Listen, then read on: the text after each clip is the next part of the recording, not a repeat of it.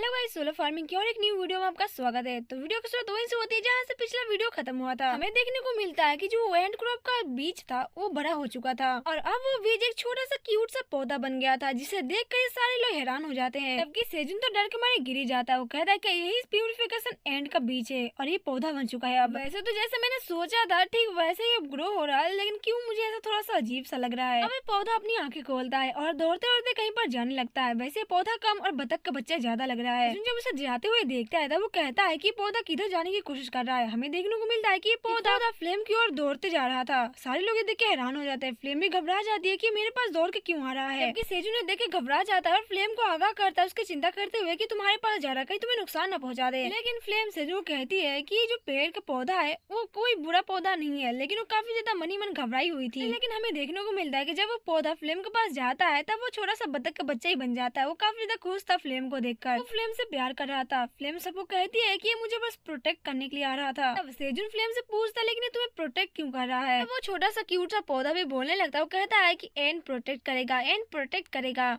सेजुन और बाकी के लोग काफी ज्यादा चिंता में थे कि ये किस तरीके का पौधा है। ब्लैक रैबिट कहता है कि भैया मुझसे मत पूछो, मने ना पता है। गैंग तो हैरान था। बेचारा कहता है कि इस छोटे से पौधे में से फल कहाँ से आएगा। तब सिस्टम ओपन होता है और एलिन सेजुन को कहती है कि ये जो ट्री है ये मिथिकल ट्री है और इसके अंदर काफी सारे पावरफुल एनर्जी है। जबकि एलिन के पास एक मिथिकल बुक था। उसी बुक में देख के वो सबको बताती है ऐसा कहा जाता है कि केवल वही लोग हैं जो कि इस वर्ल्ड ट्री के द्वारा उनको ब्लेसिंग मिलती है। उनको बहुत सारी मान्यता और ब्लेसिंग मिलती है और इनके पास इतनी सारी बुद्धि होती है कि कुछ भी कर सकते हैं। अब सेजुन एलिन से पूछता है लेकिन एंट्री का क्या हुआ। तब एलिन बताती है जो प्यूरिफिकेशन एंट है वो एक गार्डियन है जो कि वर्ल्ड ट्री की रक्षा करता है। बहुत टाइम पहले टावर के अंदर एक इविल फोर्स आने के कारण इन लोगों का खात्मा हो गया था। वैसे तो मुझे इसके बारे में ज्यादा नहीं पता क्योंकि इस टाइम में मैंने बस कॉर्पोरेट एंड को ही देखा है टावर के अंदर। तब सेजुन खुश होते हुए कहता है कि इसका मतलब ये हुआ ये जो एंट है वो हमारी फ्लेम को प्रोटेक्ट कर रहा है। इसका मतलब ये हुआ कि हमारी जो फ्लेम है वो वर्ल्ड ट्री है। जबकि वो छोटू एंट कहता है कि प्रोटेक्ट करो, वर्ल्ड ट्री को प्रोटेक्ट करो।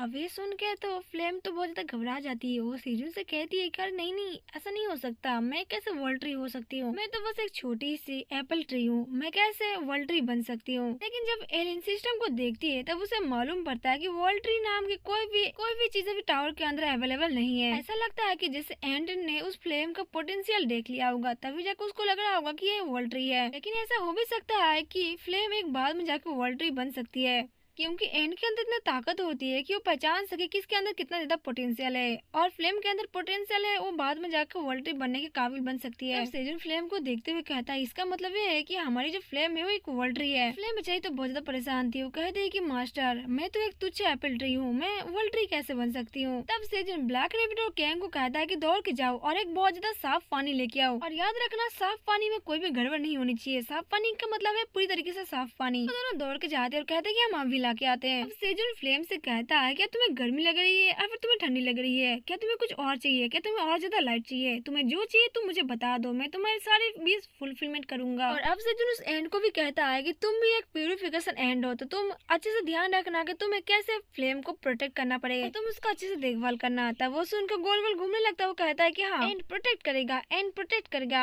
सेजुन यहाँ पर काफी ज्यादा खुश था और फ्लेम का पैर को छूते हुए कहता है कि हमारी फ्लेम बहुत जल्दी ग्रो हो जाएगी और बहुत ज्यादा स्ट्रॉन्ग बन जाएंगी। इससे फ्लेम भी काफी ज्यादा खुश होती है। इसके बाद सीन चेंज होता है। हमें लिजरमैन का विलेज का सीन दिखाया जाता है जहाँ पर वो जो टिटिया होती है वो सारे टिटिया लगभग लाल से या पर्पल कलर की हो चुकी होती है जो कि बहुत ज्यादा खतरनाक होती है। और अब वो टिटिया हरे प्याज से मर भी नहीं रही थी बल्कि बहुत ज्यादा खौफनाक हो गई थी और लिजरमैन को दौड़ा दौड़ा कर मार रही थी उनको। जबकि यहाँ पर एल्की भी थी और वो हरे प्याज से उनको सामना भी कर रही थी, लेकिन हरे प्याज का यहाँ पर सामना कुछ भी नहीं हो रहा था क्योंकि वो जो टिटिया थी वो काफी ज्यादा खतरनाक थी और इस बार वो ब्लेड वाले अनियन को भी बहुत आसानी से उसे बीट कर दे रही थी, यानी कि उसे चबा के पूरी तरीके से निकल जा रही थी। अब लड़ाई करते करते एल्का भी उनके कब्जे में आने ही वाली थी, यानी कि पूरी तरीके से सब चारों तरफ से घिर चुके थे। लेकिन तभी हमें देखने को मिलता है कि एक जोरदार ब्लास्ट होता है। वहाँ पर हमें देखने को मिलता है कि यहाँ पर एल्को अपने साथियों के साथ आ चुका था और वो एल्की को कहता है कि जल्दी ऊपर आ जाओ। एल्की तुरंत उस लिजरमैन को उठाती है और वहाँ से भाग जाती है। जबकि हमें देखने को मिलता है कि एल्को के साथ लोना और उसके बहुत सारे मैजिशियन दोस्त भी आए हुए थे जो कि इनको बचाने के लिए आए थे और यहाँ पर अपने काम में लग जाते हैं। अब एल को एल्के से कहता है क्या तुम्हें कहीं पर चोट लगी है, क्या तुम ठीक हो। अब उस लिजरमैन को यहाँ पर मेडिक दिया जाता है और उसे देखभाल करने के लिए कहा जाता है। अब एल को यहाँ से पूछता है कि यहाँ पर क्या चल रहा है, ये लोग पर्पल कलर में कैसे चेंज हो चुके हैं। अब वो जो लिजरमैन था जो कि बहुत बुरी तरीके से घायल हुआ था, वो कहता है कि मुझे नहीं पता, कुछ देर पहले तो वो लोग ठीक ठाक थे लेकिन अचानक से वो लोग पर्पल कलर में चेंज हो चुके हैं। अब एल को कहता है कि लगता है कि हमें और भी ज्यादा टफ ब्लेड अनियन को लगाना पड़ेगा। तब एल को उससे कहती है कि कोई फायदा नहीं है क्योंकि वो लोग इसको भी पूरी तरीके से खत्म कर रहे हैं। अब लिजरमैन काफी ज्यादा खतरे में था और उसके साथ ही उसे कहता है कि हमें लगता है कि पॉइजनस हो चुका है और इसे किसी भी तरीके से बचाया नहीं जा सकता। और देखो हम यहाँ पर कुछ भी नहीं कर सकते क्योंकि जो पर्पल लोटस के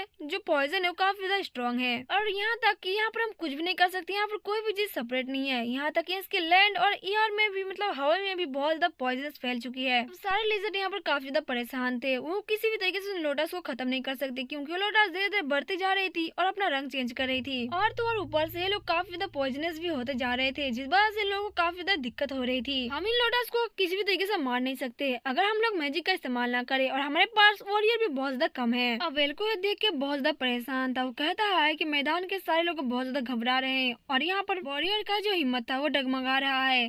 फिर से क्या 67 फ्लोर लोटस के हमलों से दब जाएगा और यहाँ के सारे लोग यहीं पर मर जाएंगे। वो यहाँ पर सब कुछ सोच ही रहा था कि कैसे क्या किया जाए। तभी यहाँ पर वार्डन का वही फ्रेंड आता है जिसको एल्को ने अपने भाई की तरह माना था और कहा था कि तुम इनके रक्षा करोगे। यहाँ पर वो एल्को कहता है कि हम अपने पास से डीऑक्सीफाई ग्रीन अनियन लेके आए हैं जो कि हम लोगों ने 99 फ्लोर से लिए थे। हमें लगता है कि डीऑक्सीफाई ग्रीन अनियन यहाँ पर कुछ काम आ सके। वे देख कर एल्को के चेहरे पर मुस्कुराहट आ जाती है, उसे पता था कि डीऑक्सीफाई ग्रीन अनियन का कमाल क्या है। वो तुरंत ही उन लोगों को दे देता है जो कि पॉइजनस हो चुके थे। वो लिजरमैन जैसे डीऑक्सीफाई ग्रीन अनियन को चबाता है वो तुरंत ही उसका पॉइजनस खत्म हो जाता है, तुरंत ही वो चंगा हो जाता है। कहता है कि तो सच में कमाल का है। अब वेल को सभी को कहता है कि सब लोग अपने पास डीऑक्सीफाई ग्रीन अनियन रख लो और सब लोग आपस में बांट लो। जिसके बाद वो कैट्स को कहता है कि चलो कैट हम लोगों को 99 फ्लोर पर जाना पड़ेगा क्योंकि हमें डीऑक्सीफाई ग्रीन अनियन को लेके आना है और अब केवल डीऑक्सीफाई ग्रीन अनियन ही है जो कि इन लोगों को खत्म कर सकता है। इस बैटलफील्ड में जीत पाने के लिए हमें उसकी बहुत ज्यादा जरूरत है। जिसके बाद सीन चेंज होता है, हमें एल्का और ब्लैक वुल्फ को दिखाया जाता है जहाँ पर उन लोगों ने मर्लिन और गोब्लिन को पकड़ लिया था और वो अपने साथ उनको लेके आ रहे थे और उनके साथ ऑरेन भी था जो कि पीछे से उनको देखभाल कर रहा था। ऑरेन अपनी लाठी से उनको खोदता है। तब गॉब्लिन उससे कहता है कि तुम पीछे से मुझे स्टैब क्यों कर रहे हो।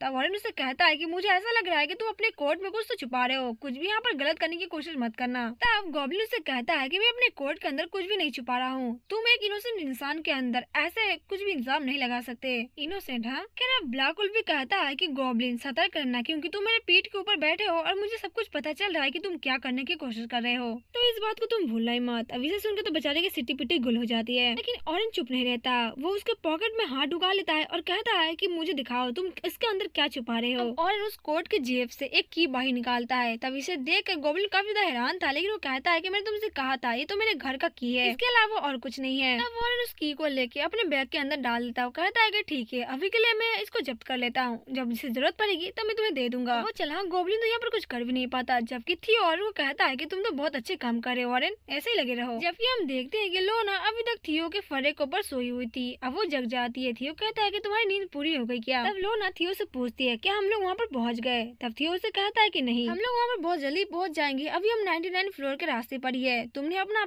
मैसेज का इस्तेमाल किया, इसके लिए तुम्हारा बहुत बहुत धन्यवाद, क्योंकि उसकी वजह से हम लोग बहुत जल्दी यहाँ तक पहुँच चुके हैं। लोना उसे कहते हैं थैंक यू, कोई जरूरत नहीं है, ये तो मेरा काम था। तब थियो से पूछता है तो क्या तुम ठीक हो, क्योंकि तुम आजकल बहुत ज्यादा सो रही हो। तब लोना थियो से कहती है कि अरे ऐसी कोई बात नहीं है, मैं तुम्हारी हुडी के अंदर काफी अच्छे से सोई थी, मेरा नींद भी पूरी हो गया है और मैं अपने आप को अच्छा महसूस कर रही हूँ। देखो मैं सेजुन से मिलने के लिए जा रही हूँ तो मैं उसे आधी नींद में तो नहीं मिल सकती ना, इसलिए मैं अच्छे से सो गई थी। अब वो लोग वहाँ पर पहुँच चुके थे।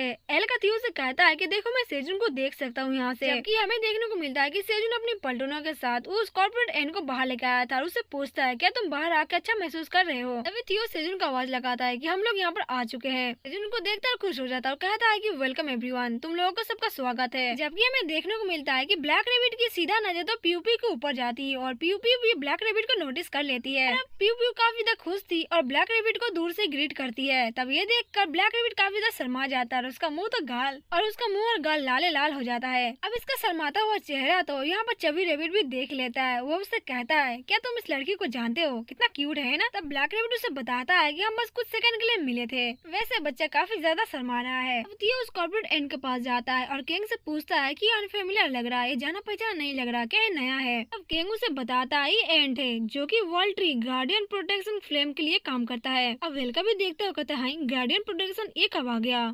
असियो को भी कुछ समझ में नहीं आता क्योंकि सेजुन लोना को देखकर खुश होता है, कहता है कि मैं देख सकता हूँ लोना भी यहाँ पर आ चुकी है, लेकिन लोना तुम्हारे पास ये फ्रेंड कौन है। अब लोना सेजुन को बताती है कि ये मेरी स्टूडेंट है जिसका नाम प्यू प्यू है। तब प्यू प्यू सेजुन को ग्रीट करती है, उसे कहती है कि मैं आपसे मिलकर बहुत ज्यादा खुश हूँ, मेरा नाम प्यू प्यू है। तब सेजुन ने सुनकर काफी ज्यादा खुश हो जाता है और कहता है कि तुमसे मिलकर मुझे भी खुशी हुई, मेरा नाम सेजुन है और तुम मुझे कंफर्टेबली सेजुन बुला सकती हो। सेजुन नीचे बैठता है, उसे कहता है कि जहाँ तक मुझे लगता है कि तुम बस यहाँ पर मुझे ग्रीट करने के लिए नहीं आ रही होगी, तुम्हें जरूर कोई काम होगा। तब यहाँ पर प्यू प्यू उसे बताती है कि हाँ, जैसा कि ब्लैक ड्रैगन आपने एक्सपेक्ट किया हो, हम यहाँ पर आपके लिए बस एक फेवर के लिए आए हैं। तब सेजुन से कहता है कि कैसा फेवर। तब लोना सेजुन को बताती है कि भले ही प्यू प्यू मेरी स्टूडेंट है, लेकिन वो 55 फ्लोर की रेड रिवन किंगडम की इकलौती राजकुमारी है। वो यहाँ पर ब्लैक ड्रैगन के पास इसलिए आई है ताकि ब्लैक ड्रैगन उसका प्रोटेक्शन कर सके।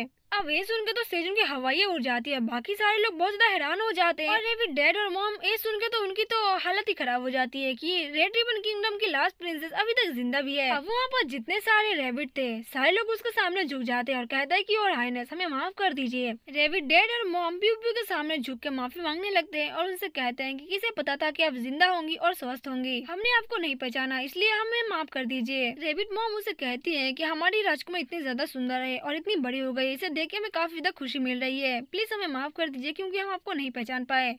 तब पीपू उसे कहती है कि यहाँ पर क्या हो रहा है, मुझे समझ में नहीं आ रहा। वो सबको पकड़ के उठाती है और कहती है कि उठ जाओ, ऐसा मत करो, हम सब लोग एक ही इंसान हैं, हमें ऐसा नहीं करना चाहिए, किसी के सामने तो हमें नहीं झुकना चाहिए। सारे लोग रेड रिबन किंगडम के लास्ट प्रिंसेस को देखकर काफी ज्यादा खुश थे और सब लोग रो रहे थे, जबकि सेजुन लोना से पूछ रहा था कि प्रोटेक्शन, लेकिन किस चीज से इसको प्रोटेक्ट करना पड़ेगा। तब लोना उसे बताती है कि स्टोरी तो काफी ज्यादा लंबी है। जिसके बाद कुछ टाइम का सीन बीत जाता है और हमें जानने को मिलता है कि लोना ने यहाँ पर सबको सारी सच्चाई बता दी थी। सेजुन सुनता है और उसे काफी ज्यादा बुरा लगता है। अब वो प्यू प्यू से कहता है कि तुम्हारे लिए तो बहुत ज्यादा कठिन टाइम बीता होगा, है ना। तब लोना सेजुन को कहती है कि नहीं, ऐसी भी कोई बड़ी बात नहीं है, ऐसा इसलिए हो रहा था क्योंकि अभी मैं बहुत ज्यादा यंग हूँ, शायद से इसलिए ऐसा हो रहा था। ये कहानी सुन के सारे रेबिट लोग बहुत ज्यादा गुस्से में थे और कहते हैं कि हमारी महारानी की कोई भी गलती नहीं है, गलती तो उस ग्रीड की है, हम उस ग्रीड को कभी नहीं माफ करेंगे और न ही उसे छोड़ेंगे। रेबिट डैड और मम जिलाक कहते हैं कि हमें उन खरगोशों को भी बचाना होगा जो उनके पास कब्जे में है और वहाँ पर बहुत ज्यादा कष्ट झेल रहे हैं, और हमें उसको उसकी गलती के लिए सजा भी देनी पड़ेगी क्योंकि वो काफी हद तक आगे बढ़ गया है। अब लोना सेजुन के पास आके उसी मोहर को देती है और कहती है कि इसी मोहर की मदद से उन लोगों ने हमें और प्यू प्यू को किडनैप किया था, और अब ये सील ग्रीड के लिए एक प्रमाण है और एक सबूत है जो कि हमें उसे कब्जे करने में काफी आसानी होगी। अब सेजुन उस मोहर को लेता है और गॉब्लिन और मार्लिन को और देखते हुए बहुत ज्यादा अजीब नजरों से कहता है कि अच्छा तो ये बेवकूफ थे जो इन मोहर का इस्तेमाल करके तुम लोगों को किडनैप किए थे,